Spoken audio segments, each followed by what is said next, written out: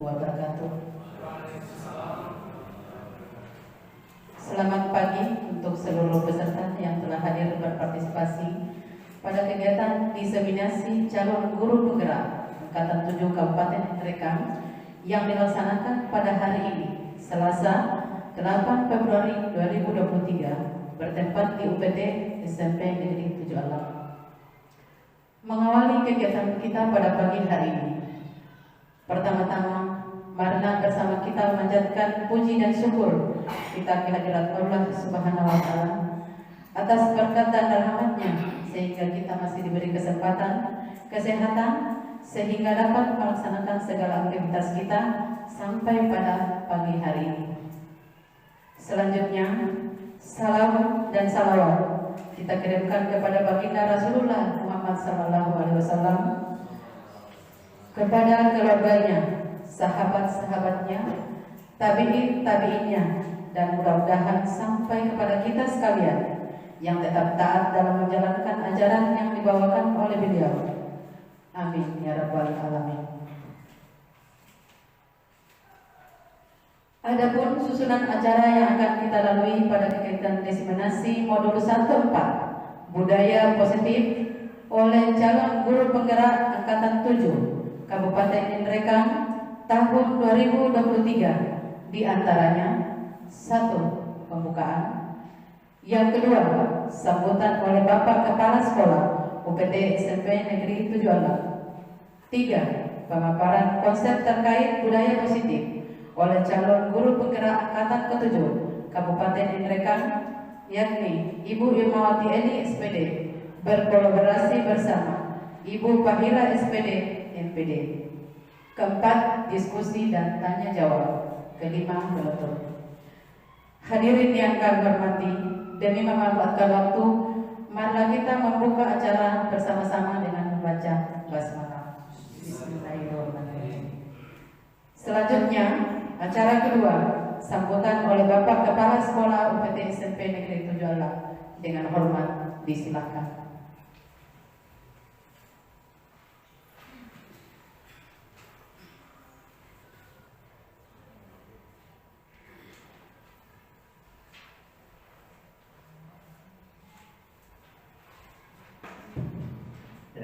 Bismillahirrahmanirrahim.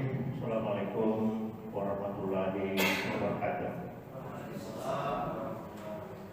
Alhamdulillahirabbil alamin.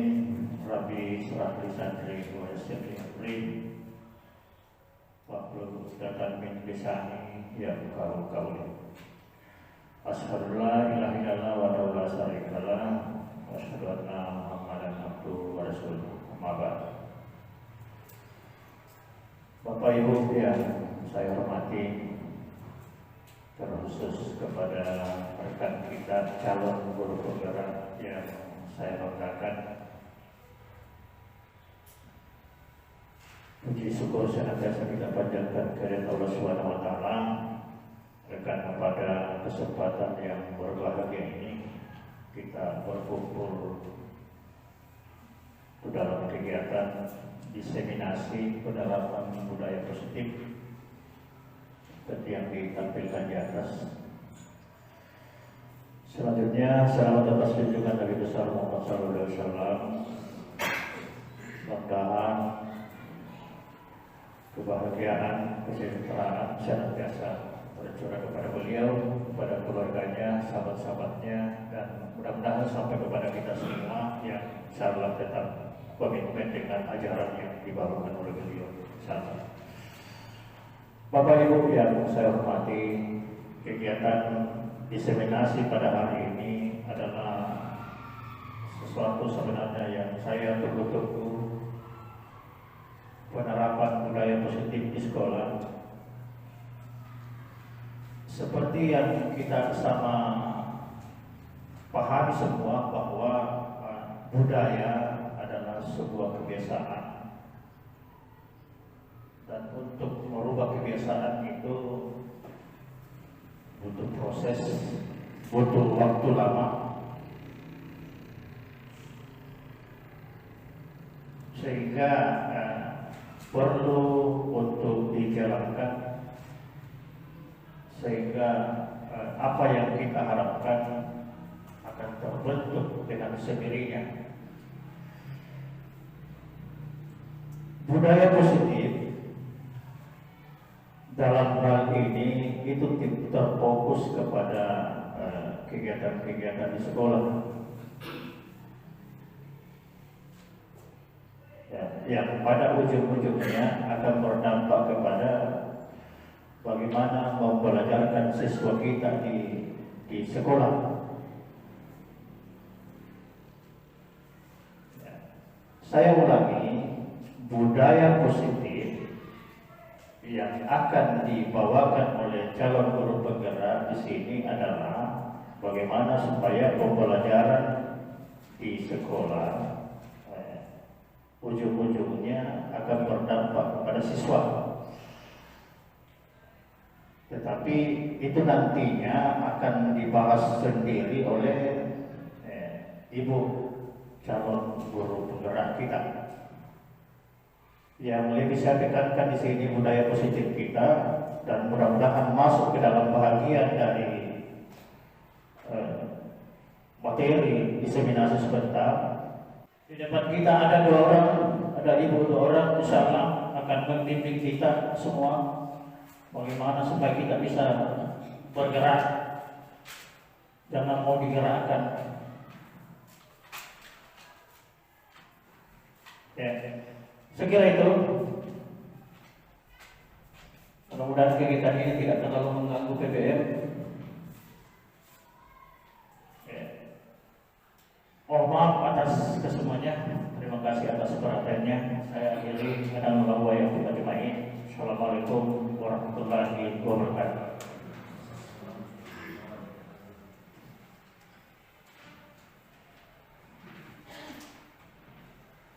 Demikian tadi sambutan dari Bapak Kepala Sekolah UPT SMP Negeri Tuel, dan atasnya kami ucapkan banyak terima kasih. Selanjutnya kita melakukan acara yang ketiga, pemaparan konsep terkait budaya positif oleh calon guru penggerak angkatan ke-7 Kabupaten Ngereka, yakni Ibu Irmawati Edi SPD sebagai presenter pertama. Kepada Ibu disilakan dengan hormat.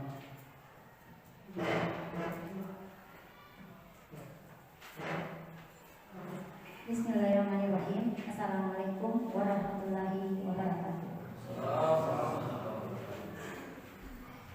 Selamat pagi untuk semua hadirin peserta diseminasi calon guru penggerak angkatan 7 Kabupaten Ngereka tahun pelajaran 2023. Terima kasih karena telah meluangkan waktunya Bapak dan Ibu sekalian untuk menghadiri kegiatan diseminasi yang kami adakan. Dalam hal ini saya Irmawati Edi SPD mendiseminasikan tentang budaya positif berkaitan dengan aksi nyata modul 1.4 budaya positif.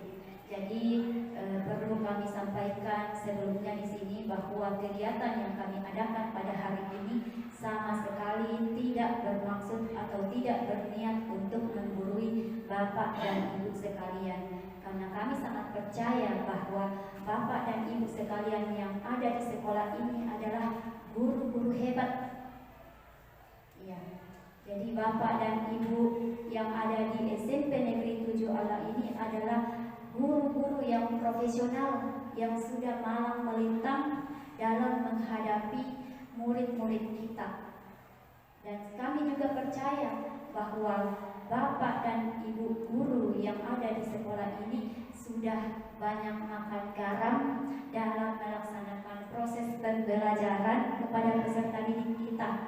Jadi Bapak dan Ibu guru bisa membayangkan ya, bagaimana jika seandainya kami menambahkan garam pada air laut yang dasarnya memang sudah asin.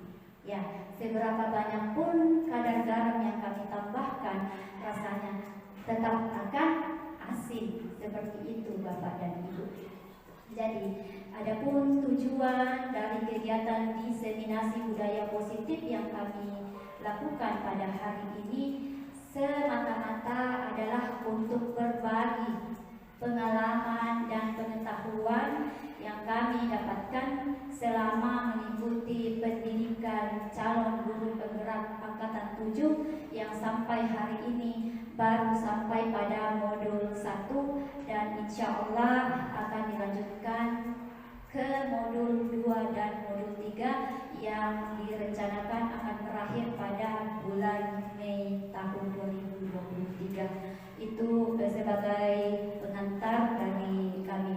Nah, untuk kegiatan diseminasi budaya positif yang akan kami paparkan pada hari ini, ada beberapa konsep modul yang terdiri dari 7, yang mana yang pertama itu ada perubahan paradigma belajar, berikutnya adalah disiplin positif, kebutuhan dasar manusia, motivasi perilaku manusia, posisi kontrol, keyakinan kelas, dan yang terakhir adalah segitiga restitusi. Sebelum saya membahas lebih lanjut tentang budaya positif, maka marilah kita kembali menelaah tentang filosofi pendidikan Ki Hajar Dewantara.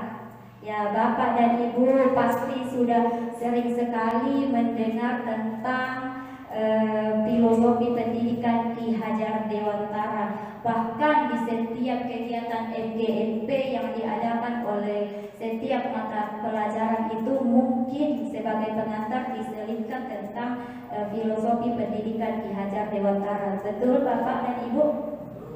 Iya, jadi filosofi pendidikan Ki Hajar Dewantara itu bukanlah sesuatu hal yang asing bagi kita semua ya sebagai pendidik, karena itu menjadi dasar atau acuan kita dalam menjalankan tugas kita untuk mengemban tugas mulia kita sebagai pendidik tentunya. Nah, dalam filosofi pendidikan Ki Hajar Dewantara ada beberapa hal yang ditekankan di situ. Yang pertama adalah bukan tabula rasa. Apakah Bapak dan Ibu yang hadir sekarang pernah mendengar istilah bukan tabula rasa? Ada yang pernah mendengar istilah bukan tabula rasa? Iya, jadi dalam filosofi pendidikan Ki Hajar Dewantara, salah satu pemikiran dari Bapak Pendidikan Nasional di Indonesia ini adalah menganggap bahwa anak itu bukan tabula rasa. Ya, maksudnya di sini anak terlahir bukan dalam keadaan seperti kertas kosong. Ya, anak terlahir dengan bakat dan keunikan masing-masing. Anak dilahirkan membawa kodrat mereka masing-masing, namun kodratnya masih samar-samar. Itu yang dimaksud dengan bukan tabula rasa. Sementara ada teori tentang tabula rasa yang dikemukakan oleh seorang tokoh filsuf yang bernama John Locke. Mungkin kita sering mendengar nama itu ya. Jadi beliau adalah seorang tokoh filsuf yang menganut paham empirisme, yang mana teorinya berkebalikan dengan teori yang disampaikan oleh Bapak Pendidikan kita, di mana menurut John Locke teori tabula rasa mengatakan bahwa seorang anak yang baru dilahirkan dapat diumpamakan hanya sebungkus kertas putih kosong. Sejak lahir, anak tersebut sama sekali tidak mempunyai bakat dan pembawaan, sehingga yang membentuk bakat dan pembawaan itu adalah dari pendidik. Nah, yang paling berpengaruh di sini adalah pendidik dan lingkungan. Itu teori tabula rasa menurut pakar filsuf John Locke. Berbeda dengan filosofi Ki Hajar Dewantara yang menganggap bahwa anak-anak itu bukan seperti kertas kosong. Mereka sudah punya bakat, punya keunikan masing-masing. Ya, tinggal kita sebagai pendidik menebalkan kodrat yang masih samar-samar itu. Berikutnya tentang budi pekerti. Ya, Jadi setiap anak itu ya memiliki budi pekerti. Tugas kita dan peran kita sebagai guru hanya menuntun pelakunya, bukan menuntun kembangnya. Hanya lakunya yang kita tuntun agar mereka bisa menemukan kemerdekaan dalam belajar. Nah, merdekanya seperti apa? Ya, bagaimana kita memberdayakan diri kita dan menggunakan semua aset dan kemampuan yang ada pada diri kita sebagai pendidik untuk memberikan pembelajaran dengan suasana yang nyaman, yang positif bagi siswa-siswa sehingga mereka bisa mendapatkan kebahagiaan serta kemerdekaan yang setinggi-tingginya, baik sebagai anggota masyarakat maupun sebagai manusia individu. Itu namanya budi pekerti. Jadi sebenarnya anak-anak itu peserta didik kita sebenarnya sudah memiliki budi pekerti dari rumahnya, karena pendidikan budi pekerti yang pertama itu asalnya dari keluarga. Nah, kita sebagai pendidik tinggal menuntun, menebalkan lakunya peserta didik kita. Selanjutnya tentang tugas guru menuntun bakat tersebut agar anak tumbuh dengan selamat dan bahagia. Nah, itulah tugas kita sebagai pendidik. Ya, di sini guru diibaratkan sebagai petani, siswa diibaratkan sebagai biji jagung. Kemudian sekolah diibaratkan sebagai lingkungan atau tanah tempat kita akan menyemai biji jagung tersebut. Nah, seandainya biji jagung yang akan kita tanam itu, yang akan petani tanam itu bukan biji jagung yang berkualitas, namun ketika petani yang di sini adalah guru ceritanya menanam biji jagung itu di lahan dengan kondisi tanah yang subur, kemudian mencukupi penyemaian biji tersebut dengan kondisi matahari yang cukup, menyediakan pengairan yang memadai, menyiapkan pupuk yang berkualitas, kemudian merawat biji jagung tersebut sampai tumbuh kembangnya, maka biji jagung yang tadinya berasal dari biji yang tidak berkualitas, insya Allah akan tumbuh menjadi tanaman yang baik dan subur. Nah, demikian sebaliknya Bapak dan Ibu, walaupun biji jagung itu kualitasnya baik, tapi ketika petaninya menanam biji jagung itu tidak merawatnya dengan baik, tidak memenuhi semua kebutuhan yang diperlukan oleh biji jagung itu, maka yang terjadi adalah biji jagung yang tadinya kualitas bagus tidak akan tumbuh secara optimal. Itu adalah ibarat guru, siswa, dan lingkungan sekolah. Selanjutnya tentang filosofi pendidikan Ki Hajar Dewantara, di situ juga menyinggung tentang kodrat alam dan kodrat zaman peserta didik. Nah, ketika kita menyelenggarakan suatu pembelajaran, tentu saja yang harus kita pertimbangkan adalah kodrat alam dan kodrat zamannya. Maksudnya yang mana yang dimaksud dengan kodrat alam dan kodrat zaman? Ada yang tahu?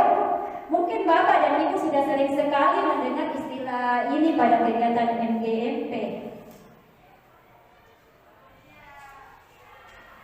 Ya, baik. Jadi kodrat alam berkaitan dengan kondisi lingkungan tempat siswa kita. Ya, jadi setiap murid pada suatu daerah itu akan berbeda karakteristiknya. Ya, untuk negara kita Indonesia, tentu saja karakteristik murid di Indonesia bagian barat akan berbeda karakteristiknya dengan murid-murid yang ada pada Indonesia wilayah timur atau tengah. Itu namanya kodrat alam. Jadi ketika seorang guru menyelenggarakan pendidikan, tentu harus mempertimbangkan juga kodrat alam dari murid-murid kita. Selanjutnya adalah kodrat zaman. Ya, kodrat zaman itu berkaitan dengan isi atau irama. Isi atau irama. Ya, jadi di sini maksudnya adalah ketika kita menyelenggarakan pembelajaran, tentu kita juga harus mempertimbangkan kodrat zaman anak-anak. Nah, sekarang kita berada di zaman era 20 abad 21 ya, di mana kebutuhan peserta didik dalam belajar itu memasuki era 4O. 4O itu artinya segala kegiatan yang diadakan, segala kegiatan pembelajaran yang diadakan oleh guru itu bukan cuma guru sih, semua aktivitas itu kebanyakan sekarang sudah bergantung pada IT. Nah, ketika dibawa ke dalam lingkungan sekolah, ya memang karena dituntut zaman sekarang untuk menggunakan IT, segala aktivitas itu membutuhkan kecakapan IT, maka kita sebagai guru tentu harus juga berusaha bagaimana untuk memenuhi kebutuhan siswa kita akan pengetahuan IT itu yang dimaksud dengan kodrat zaman anak-anak. Kemudian yang terakhir adalah berpihak pada murid. Ya, ini yang paling penting, karena di dalam melaksanakan proses pembelajaran tentunya guru harus menjalankan nilai dan peran guru penggerak. Nah, nilai guru penggerak yang harus dimiliki yang paling pertama adalah bagaimana melaksanakan pembelajaran yang berpihak pada murid. Ya, berpihak pada murid di sini artinya bagaimana kita mengadakan pembelajaran yang benar-benar kita di situ sebagai pendidik memenuhi segala kebutuhan murid. Ya, sering sekali saya mendengar anak-anak berceloteh mengatakan enak nih sekarang di kurikulum merdeka, karena kalau kurikulum merdeka tidak ada istilah nilai tidak tuntas, tidak ada istilah tidak naik kelas. Nah, pemahaman itu yang perlu kita luruskan bersama, bahwa kurikulum merdeka itu memang anak-anak diberikan kemerdekaan pada saat belajar, ya itu istilahnya berpihak pada murid. Namun tetap kita sebagai guru memiliki peran untuk menuntun anak-anak ke arah yang lebih baik dan agar mereka tidak salah arah yang akan nantinya membahayakan diri mereka. Itu ya yang namanya berpihak pada murid. Tidak juga ditafsirkan bahwa berpihak pada murid bahwa kita akan menuruti segala kemauan murid pada saat belajar. Tidak. Tentu saja ada batasan-batasan yang harus kita berikan kepada anak-anak selama batasan-batasan itu bersifat menuntun, seperti yang sudah disampaikan di awal tadi. Itu terkait dengan filosofi pendidikan Ki Hajar Dewantara. Nah, selanjutnya kita ke perubahan paradigma sebagai bagian dari budaya positif. Tadi sudah disinggung oleh Bapak Kepala Sekolah pada sambutan beliau bahwa budaya positif itu adalah kebiasaan atau praktik-praktik baik yang dijalankan oleh semua warga sekolah. Jadi semua warga sekolah, bukan cuma siswa yang harus diajarkan untuk melaksanakan budaya positif, tapi semua warga sekolah tidak terkecuali. Nah, tentang perubahan paradigma. Nah, ada kira-kira dari Bapak dan Ibu yang tahu tentang paradigma. Apa sih yang dimaksud dengan paradigma? Pak Marsudi mungkin punya pendapat tentang apa yang dimaksud dengan paradigma? Iya, pola pikir. Ya, betul sekali. Cara pandang. Oke, jadi perubahan paradigma adalah cara berpikir atau cara sudut pandang seseorang dalam bersikap, berpikir, dan bertingkah laku. Nah, di lingkungan sekolah yang harus kita fokuskan ke situ adalah untuk membangun budaya positif. Sekolah perlu menyediakan lingkungan yang positif, aman, dan nyaman agar murid-murid mampu berpikir, bertindak, dan mencipta dengan merdeka, mandiri, dan bertanggung jawab. Nah, tadi saya sudah sampaikan di awal bahwa merdeka itu bukan dalam artian memberikan kebebasan yang sebebas-bebasnya kepada siswa. Namun merdeka di sini adalah bagaimana kita menciptakan kondisi lingkungan belajar yang positif, aman dan nyaman bagi siswa sehingga siswa tidak merasa tertekan baik secara fisik maupun emosional. Nah, itu tugas dan peran kita, bagaimana kita mencabut dan menghilangkan gangguan-gangguan yang bersifat mengintimidasi atau membuat peserta didik kita tidak nyaman ketika belajar. Berikutnya, lazimnya disiplin dikaitkan dengan kontrol. Dalam hal ini kontrol guru dalam menghadapi murid. Mohon maaf salah tulis. Jadi ada dalam hal ini disiplin itu biasanya kita kontrol. Nah,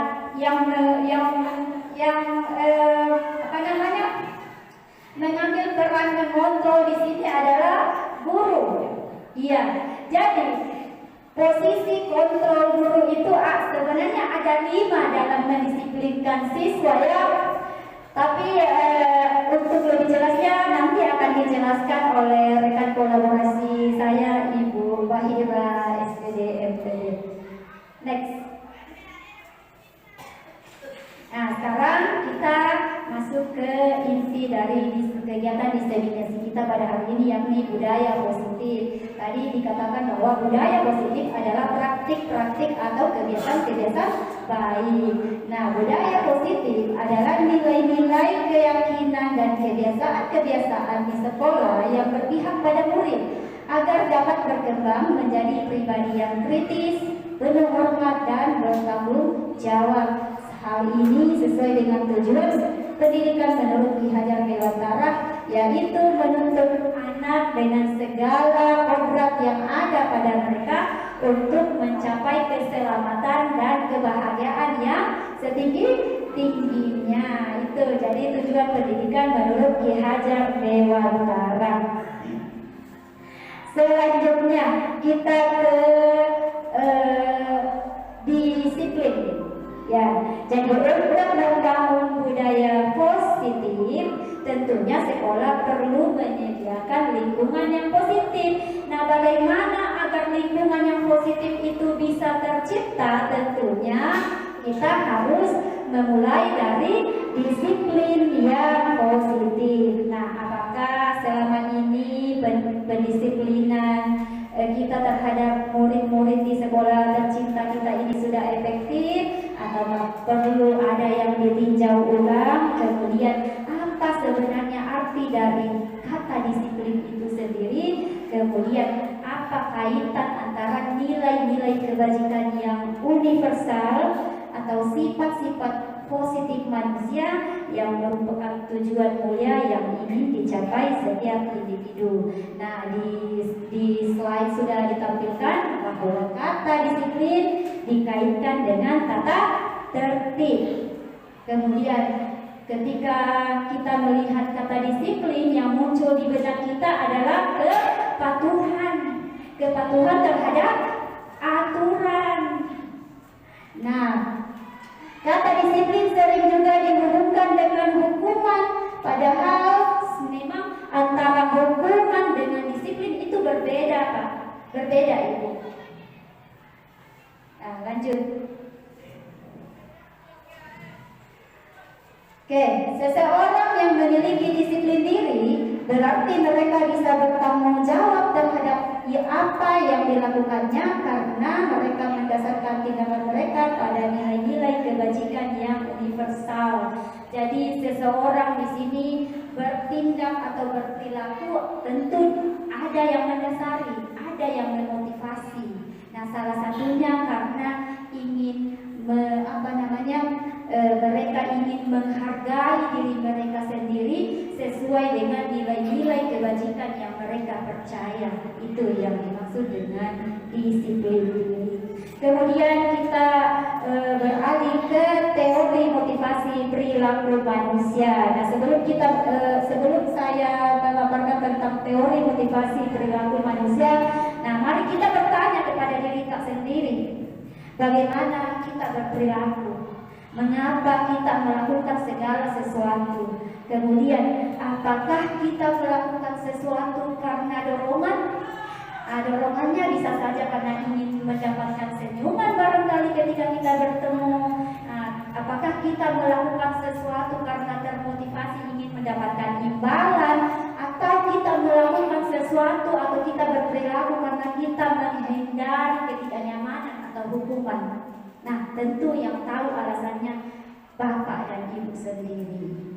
Nah, menurut Diane Gosen, ya, ini pendapat seorang ahli yang bernama Diane Gosen dalam bukunya Restructuring School Discipline, ada 3 teori motivasi manusia berperilaku. Ya, motivasi itu ada 2, ada motivasi eksternal dan motivasi internal. Nah, motivasi eksternal itu ada di poin 1 dan 2. Yang pertama, untuk menghindari ketidaknyamanan atau hukuman. Jadi orang yang dengan motivasi pada poin 1 ini, dia akan bertanya Bapak dan Ibu, apa yang akan terjadi apabila saya tidak melakukannya? Itu motivasi eksternal. Dia hanya melakukan sesuatu karena dia hanya ingin menghindari ketidaknyamanan dan hukuman. Kemudian motivasi berperilaku manusia yang kedua, yaitu motivasi eksternal. Kenapa orang melakukan itu? Karena untuk mendapatkan imbalan dari orang lain atau institusi. Nah, orang dengan perilaku motivasi eksternal ini, dia akan bertanya, apa yang akan saya dapatkan jika saya melakukan ini? Jadi dia tidak melakukan atau berperilaku sesuatu murni dari dalam dirinya sendiri, tapi dia melakukan atau berperilaku karena hanya ingin mendapatkan imbalan atau penghargaan. Itu motivasi eksternal. Selanjutnya adalah motivasi eksternal. Ini yang kemudian menjadi tujuan dari disiplin positif. Ya, orang yang memiliki motivasi internal, dia akan berada pada poin 3, untuk menghargai diri sendiri, menjadi insan sesuai harapan kita. Nah, orang dengan motivasi internal, dia akan memiliki pertanyaan, saya akan menjadi orang seperti apa apabila saya melakukannya. Nah, itu yang kemudian menjadi motivasi intrinsik orang berperilaku, karena dia ingin menghargai dirinya dengan nilai-nilai yang dia percaya.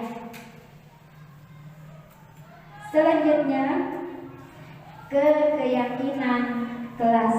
Nah, konsep dari modul budaya positif selanjutnya adalah tentang keyakinan kelas. Apakah Bapak dan Ibu guru sering mendengar istilah keyakinan kelas? Baru pertama kali? Iya, baik, kalau begitu mari kita semayakan pemahaman kita. Pertanyaannya, mengapa keyakinan kelas tidak peraturan kelas saja? Nah, itu yang jadi pertanyaan. Kenapa harus keyakinan kelas, bukan peraturan kelas saja? Nah, saya punya pertanyaan Bapak dan Ibu. Orang memiliki aturan untuk memakai helm untuk apa? Kira-kira orang diberikan aturan untuk memakai helm, tujuannya untuk apa? Untuk keselamatan.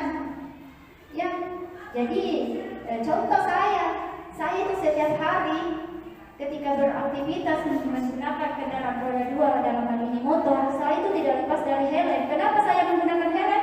Karena saya meyakini bahwa ketika saya menggunakan helm itu akan memberikan keselamatan kepada saya. Iya kan? Ya. Berikutnya, mengapa kita memiliki peraturan tentang menggunakan masker dan mencuci tangan setiap saat? Supaya sehat. Ada lagi jawaban lain? Ya, untuk keselamatan juga. Ya, jadi nilai nilai kebajikan, kesehatan, dan keselamatan seperti pada dua contoh yang saya tanyakan tadi, itulah yang dinamakan keyakinan. Ya.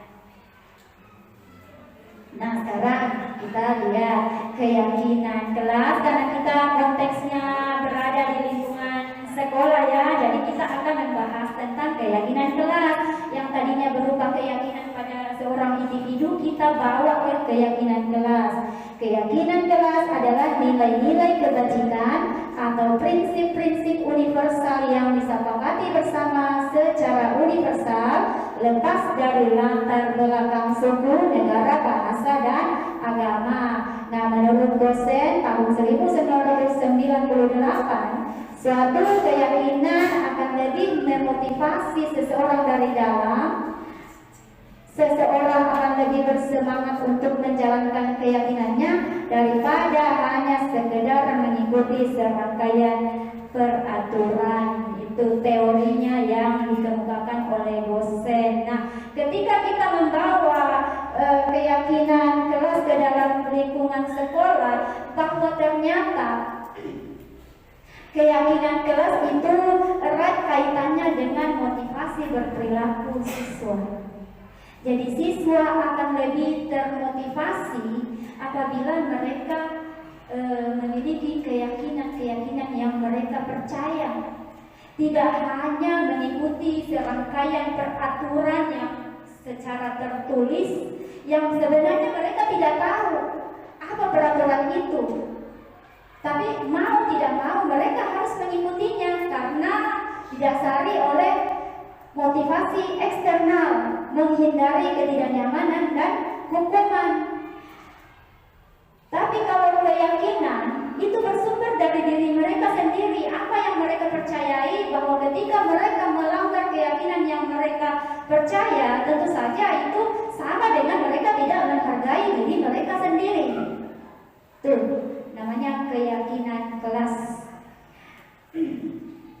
Kemudian bagaimana cara pembentukan keyakinan kelas? Nah, sebenarnya saya punya video, saya sudah pernah melakukan perumusan keyakinan kelas di kelas 9A, cuma ternyata saya tidak mengirimkan videonya ke Ibu Fahira sehingga tidak dimasukkan ke dalam dokumentasi perumusan keyakinan kelas. Nah, untuk pembentukan keyakinan kelas ada memang hal-hal yang harus diperhatikan. Yang pertama, keyakinan kelas bersifat abstrak dari peraturan. Kalau peraturan kan lebih rinci dan dia bersifat konkret. Kalau keyakinan itu abstrak, tidak terlihat, tapi memaksa dan menekan. Memaksa di sini bukan dalam arti harus apa ya, kata memaksa itu konotasinya banyak ya, tapi keyakinan di sini apa yang mereka percaya, dan tidak ada paksaan dari luar untuk mereka melakukan perbuatan atau perilaku yang tidak sesuai dengan keyakinan mereka. Berikutnya, keyakinan kelas itu bisa dinyatakan dalam pernyataan yang universal. Maksudnya di sini semua bisa memahami keyakinan itu. Kemudian pernyataan keyakinan kelas senantiasa dibuat dalam bentuk positif. Contoh sederhananya, jangan berjalan di koridor kelas, dan kita mengubah kata yang bermakna negatif itu ke kata yang bermakna positif. Misalnya, berjalanlah di koridor kelas. Ya, itu salah satu contoh keyakinan kelas. Berikutnya, keyakinan kelas hendaknya tidak terlalu banyak sehingga mudah untuk diingat dan dipahami. Ya, jadi waktu saya melakukan perumusan keyakinan kelas bersama anak wali saya kelas 9A, tentu saja 28 siswa di situ semuanya memiliki keyakinan Bapak dan Ibu. Nah, tentu saja keyakinan kelas itu seharusnya tidak terlalu banyak, karena nanti implementasinya juga akan membingungkan anak-anak kalau terlalu banyak. Nah, dari 28 siswa itu tentunya ada yang memiliki keyakinan yang sama, cuma menggunakan kata kerja operasional yang berbeda. Nah, disitulah peran kita sebagai guru, dan dalam hal ini saya sebagai wali kelas, bagaimana mengerucutkan setiap keyakinan yang datang dari setiap siswa-siswa sehingga nantinya hasilnya cukup menjadi 5 atau 6 poin keyakinan kelas. Selanjutnya, dalam pembuatan keyakinan kelas, setiap siswa atau semua siswa di kelas itu harus dilibatkan, Bapak dan Ibu, karena setiap orang pasti memiliki keyakinan yang berbeda-beda. Nah, itulah tadi yang saya katakan bahwa kita sebagai wali kelas, kita adalah pemimpin pembelajaran, kita yang mengerucutkan keyakinan-keyakinan dari semua anak wali kita. Itu. Berikutnya yang terakhir, bagaimana agar keyakinan kelas ini bisa tetap konsisten dilaksanakan. Nah, itu tugas kita bersama antara wali dengan anak wali kita untuk selalu meninjau ulang keyakinan kelas itu, apakah memang diimplementasikan, memang diterapkan atau seperti apa. Itu tugas kita sebagai wali kelas.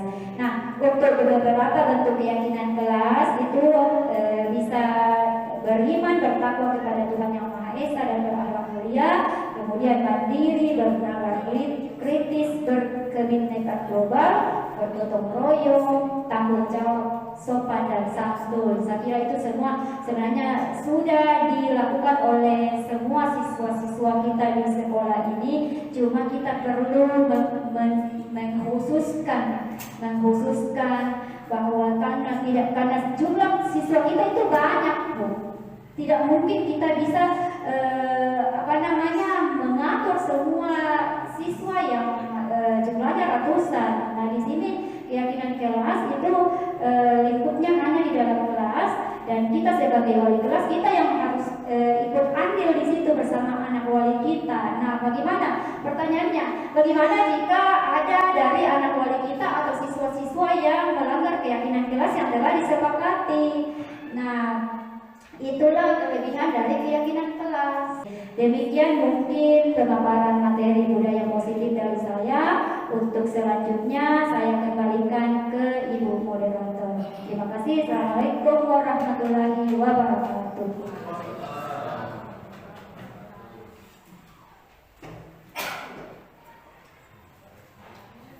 Demikian tadi pemaparan oleh presenter pertama.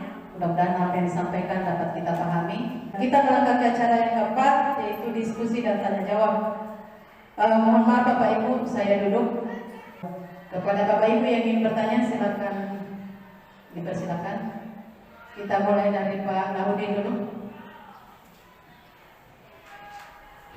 Silakan Pak.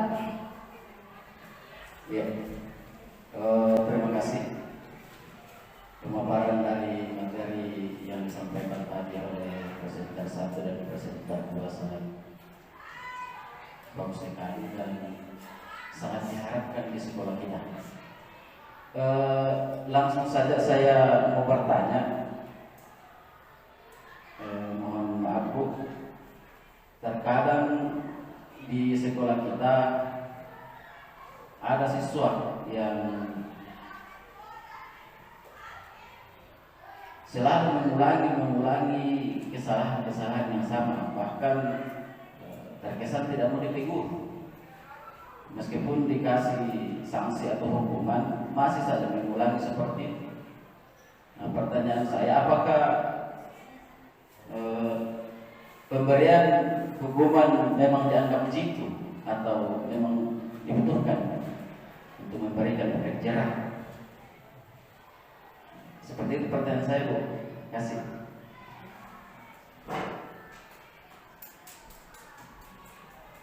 Terima kasih kepada Pak Nahudin atas pertanyaannya. Selanjutnya masih ada pertanyaan berikutnya.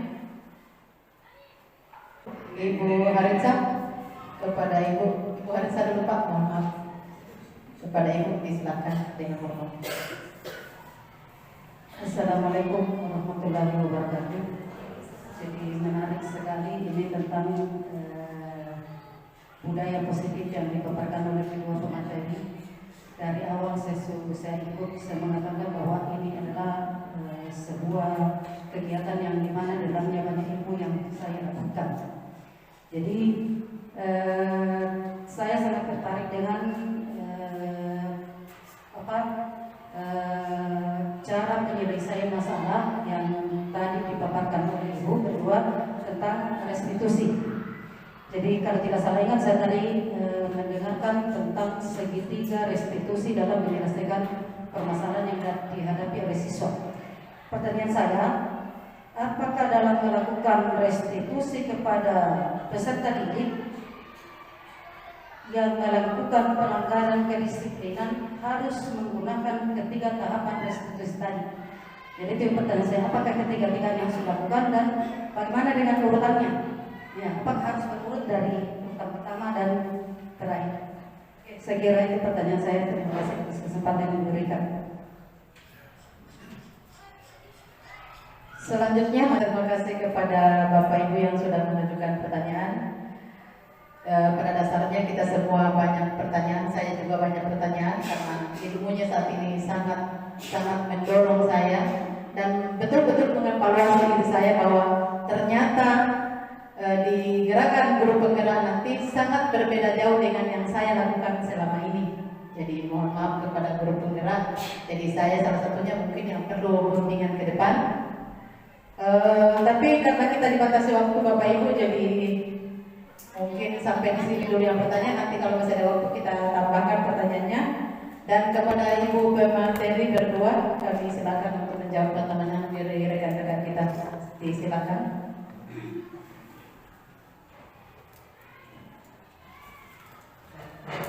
Oke, terima kasih.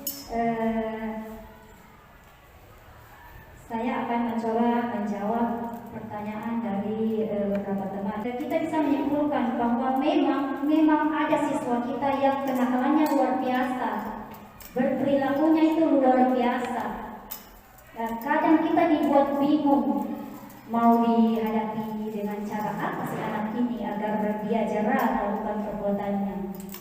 Saya sendiri jujur, saya tetap menerapkan posisi kontrol guru sebagai penghukum. Ya, karena memang ada kasus-kasus tertentu di mana posisi kontrol guru sebagai penghukum itu dianggap efektif. Iya, kita sepakat ya bahwa menghukum itu bisa menghentikan perilaku siswa. Ya, tapi setelah kami mempelajari tentang modul budaya positif yang diantaranya yakni posisi kontrol guru sebagai penghukum, kemudian sebagai pemberi rasa bersalah, teman, pemantau, dan manajer, ternyata menghukum itu yang kita anggap memang sebagai cara jitu untuk mendisiplinkan siswa itu mempunyai efek jangka waktu yang panjang Bapak dan Ibu. Memang anak-anak jerah melakukan atau mengulangi perbuatannya, tapi ada dampak atau efek yang ditimbulkan dari posisi kontrol kita sebagai penghukum. Apakah itu murid-murid kita akan membenci kita? Itu yang akan ditimbulkan dan jangka panjang. Karena saya juga mengembalikan ke diri saya sendiri yang perlu kita hindari sehingga kita meminimalisir untuk menghindari penggunaan pemberian hukuman kepada siswa yang melanggar kedisiplinan. Tapi saya tidak menyatakan di sini Bapak dan Ibu bahwa kita harus menghilangkan hukuman, pemberian hukuman, tidak. Karena setiap guru memiliki gaya dan cara yang berbeda-beda dalam mendisiplinkan anak.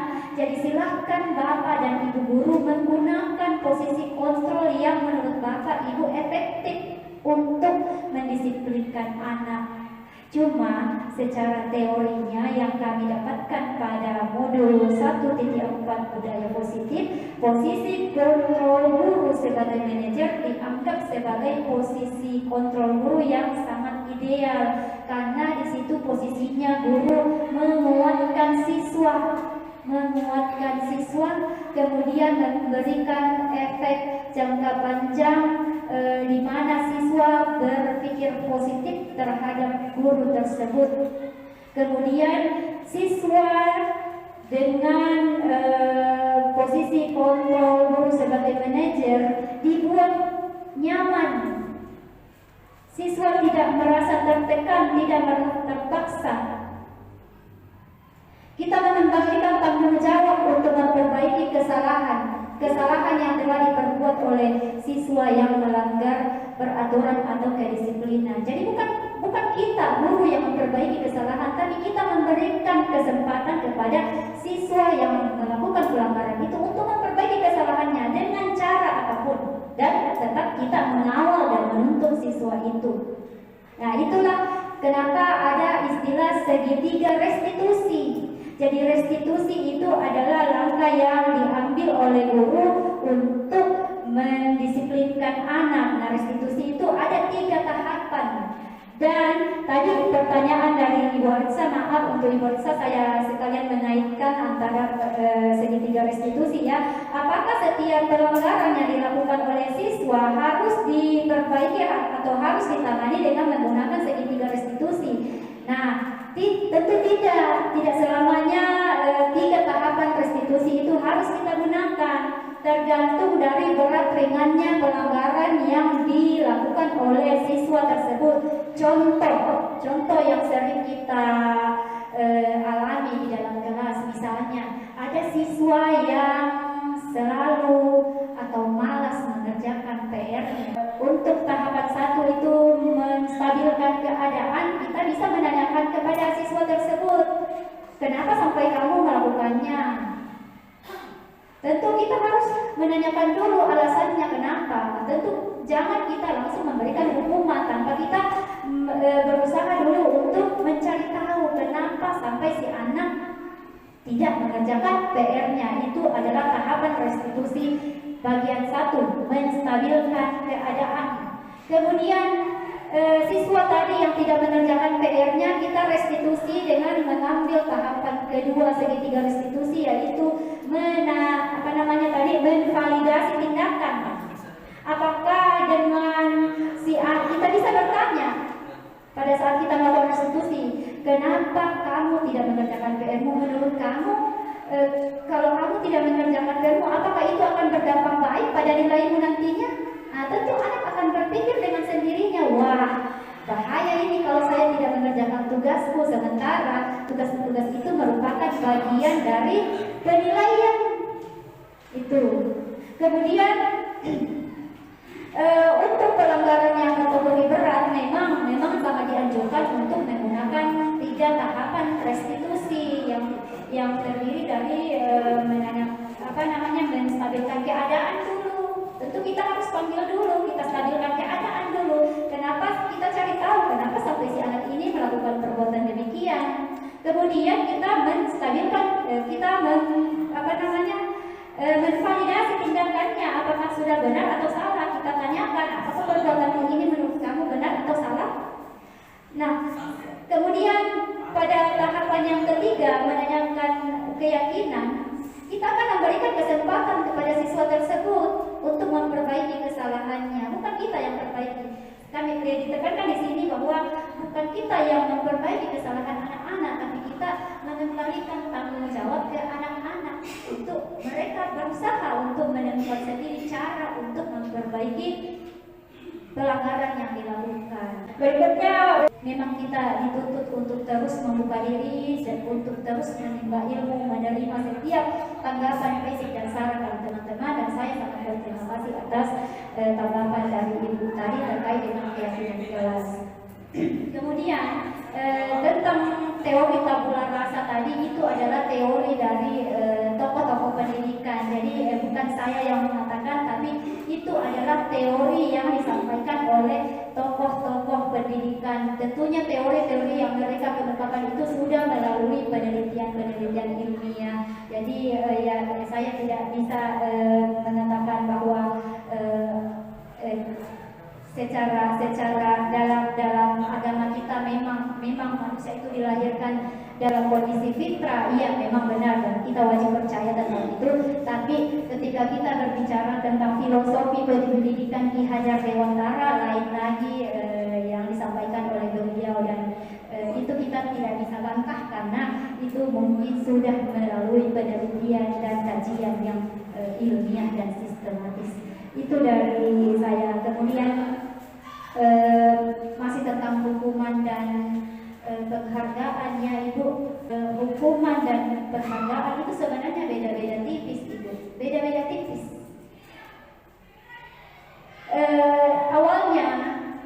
kami mempelajari tentang modul budaya, modul 1.4 budaya positif, kami juga berpendapat sama bahwa antara hukuman dan konsekuensi itu sama. Tapi ternyata berbeda Bapak dan Ibu. Kalau hukuman dia sifatnya terencana. Kalau hukuman dia tidak terencana. Tapi kalau konsekuensi terencana. Misalnya, contoh sederhana, ada siswa yang melanggar peraturan tata tertib di sekolah. Ya, misalnya menggunakan sepatu berwarna lain selain warna hitam. Nah, pada saat siswa kedapatan memakai sepatu warna lain selain warna hitam, kita langsung menghukumnya dengan mengambil sepatunya. Kita hukum untuk bertelanjang kaki sampai pembelajaran selesai. Itu namanya hukuman tidak terencana, tiba-tiba. Tapi ketika misalnya kita mendapatkan siswa memakai sepatu warna lain, tapi kita hanya menegurnya. Ya, konsekuensi itu perbedaannya dengan hukuman. Kalau konsekuensi ada tenggang waktu yang diberikan. Misalnya sekian kali kamu melanggar tidak menggunakan sepatu berwarna hitam, saya ambil sepatu kamu. Itu konsekuensi, Bu. Terencana, ada tenggang waktu yang diberikan. Tapi kalau hukuman sifatnya dadakan. Kemudian dampaknya ketika kita menghukum, ya itu tadi akan muncul dendam pada diri anak-anak. Itu akan melukai fisik maupun psikis anak-anak. Tapi kalau konsekuensi itu identitas sukses, di mana konsekuensi itu tetap kita memberikan solusi untuk anak-anak, tapi sebenarnya posisi kita di situ antara hukuman dan konsekuensi sama-sama menghukum, cuma caranya berbeda. Itu kalau dari saya, Ibu. Terima kasih. Selanjutnya saya kembalikan ke Ibu Berang.